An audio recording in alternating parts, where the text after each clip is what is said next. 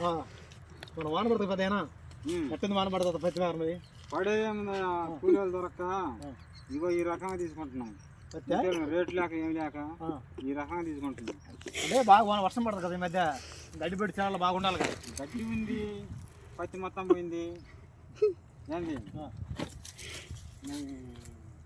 నానా అవస్థలు పడుతున్నాం.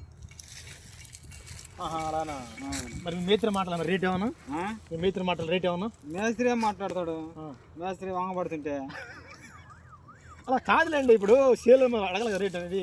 రేట్ అడిగాడు, అడిగితే ₹1 పెంచమన్నాడు.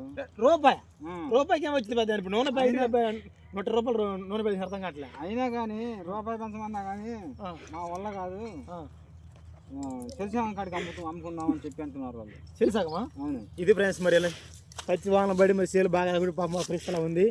బయట టమాటో వచ్చేసి కేజీ ₹40 ఫ్రెండ్స్. నీకు అర్థం కావట్లేదు ఫ్రెండ్స్. మరి పెద్ద చూస్తే పాపం చూడు ఎలా ఉన్నాడు అసలు. పచ్చి తీసుకుంటే వాళ్ళు ఎలా బతకాలి? ఇలా ఉన్నాం. అది పరిస్థితి మరి.